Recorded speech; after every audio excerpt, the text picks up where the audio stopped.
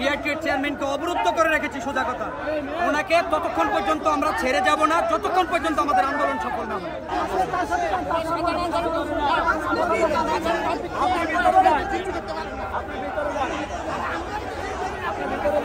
আমরা কিসের জন্য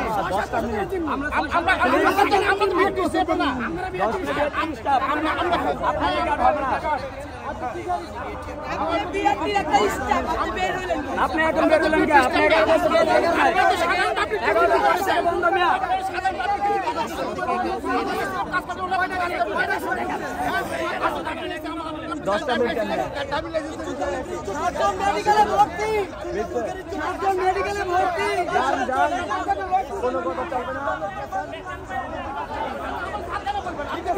আপনার মেট্রো গাড়ি কয়টা? কিন্তু সাধারণ পাবলিক তো আমরা জিম্মি করতেছে। আপনি কি সাধারণ পাবলিককে জিম্মি করে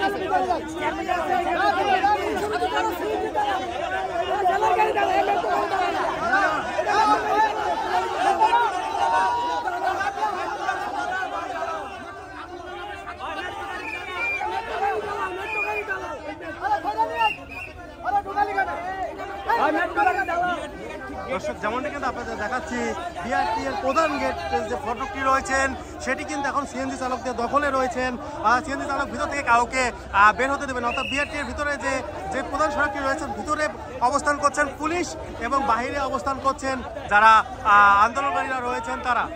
আমাদের মূল আন্দোলনটা হচ্ছে, আমরা যখন রেজিস্ট্রেশন নেই এই গাড়ির, গভর্নমেন্ট যখন আমাদেরকে রেজিস্ট্রেশন দেয় তখন ঢাকার আশেপাশের যে ইউনিয়নগুলি ছিল, ইউনিয়নগুলি 16টা ইউনিয়ন ছিল আমাদের জেলার আওতাধীন, অর্থাৎ সিটি কর্পোরেশনের বাইরের সম্পূর্ণ এলাকাটাই ঢাকা জেলা। এখন 2016 সালে হঠাৎ করে সরকার চিন্তা চেতনা নিল যে এই ইউনিয়নগুলিকে উন্নয়নের আওতায় যদি আনতে হয় তাহলে সিটি কর্পোরেশনের আওতায় আনা দরকার। সেই ক্ষেত্রে এই এলাকাগুলি উন্নয়নের স্বার্থে সিটি কর্পোরেশন এই 16টা ইউনিয়নকে 26টা ওয়ার্ড গ্রুপে রূপান্তরিত করে। সেই ক্ষেত্রে এই এলাকাগুলি যখন সিটি কর্পোরেশন রূপান্তরিত হয়ে যায়, আমরা যারা জেলার অধীন, আমাদের জেলার গাড়ি, আমরা আমাদের এই বিস্তীর্ণ এলাকাটাকে হারিয়ে ফেলেছি। এই এলাকাটা হারিয়ে ফেলার পরে যেই ঘটনাটা ঘটেছে, আমরা আমাদের ইনকামের যে রাস্তার পরিধিটা ছিল এটা অনেক কমে গেছে। আমরা আমাদের মূল জায়গা যেটা দেখে আমাদেরকে, যেমন হাইওয়ে রোড ছিল আমাদের, এগুলিও 15 সালে বন্ধ করা হয়েছে স্বৈরাচারী সরকারের আমলে। এখন এই রাস্তাগুলিও অবৈধভাবে বন্ধ করার পরেও আমরা দীর্ঘদিন নির্যাতিত নিষ্পেষিত হওয়ার পরে আমরা 2023 সাল থেকে লাগাতার আমরা আন্দোলন কর্মসূচিতে ছিলাম। কখনো কখনো আমাদেরকে বিআরটির চেয়ারম্যান মহোদয়, কখনো কখনো আমাদেরকে সচিবালয়, বিভিন্ন জায়গা থেকে এই দক্ষ সংশ্লিষ্ট যতগুলি জায়গা আছে প্রত্যেকটা জায়গা আমাদেরকে যেতে হয়েছে। মন্ত্রণালয় থেকে শুরু করে একদম এই পর্যন্ত প্রত্যেকটা জায়গায় আমাদেরকে আশ্বাস দিয়েছে। আমরা পরবর্তীতে আমরা নিঃশেষ হয়ে গেছি, আমাদের সাথে প্রতারণা করেছে। এখন আপনারা গেট বন্ধ করেছেন, এখন আপনাদের পরবর্তী পদক্ষেপ কি হবে? এখন আমাদের পদক্ষেপ হচ্ছে সোজা কথা, ক্লিয়ার কাট কথা হচ্ছে, যতক্ষণ পর্যন্ত আমাদের এই আন্দোলনের মূল ভূমিকা, অর্থাৎ আমাদেরকে ঢাকায় গাড়ি চালানোর পারমিশন অথবা 16টা ইউনিয়ন আমাদেরকে পুনরুদ্ধার না হবে, ততক্ষণ পর্যন্ত আমরা বিআরটির চেয়ারম্যানকে অবরুদ্ধ করে রেখেছি। সোজা কথা, ওনাকে ততক্ষণ পর্যন্ত আমরা ছেড়ে যাব না যতক্ষণ পর্যন্ত আমাদের আন্দোলন সফল না হয়।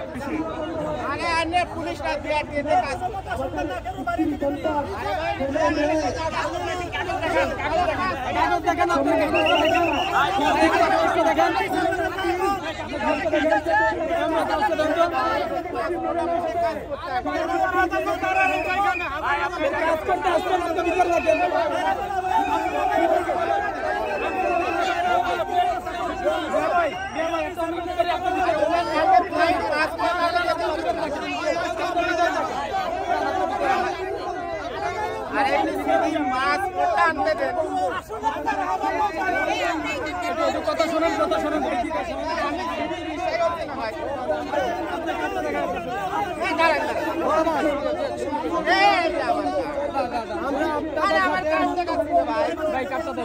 আমি চাকরি করি, দেখেন আমার চাকরি করি, দেখেন আমার নাম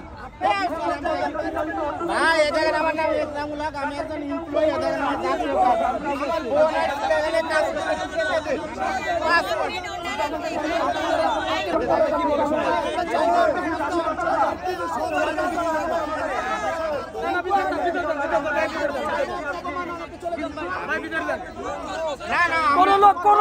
কোনো লোক যাবে না ভাই।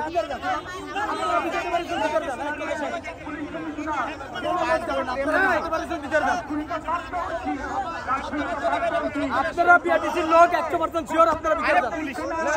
আপনার পুলিশ আপনার কাট করবে। এদিকে যেতে পারবে রে ভাই, আপনাদের বিশ্বাস করতে পুলিশ যেতে পারবো তো রে ভাই, আসতে পারবো না। আমার এনআইডি, আমার এই ভোট আইডি কার্ড।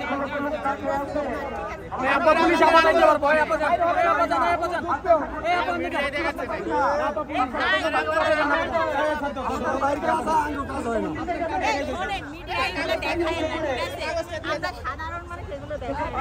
এখন কি করবো আমরা তো রাজনীতির জন্য আমার লাগবে পাসপোর্ট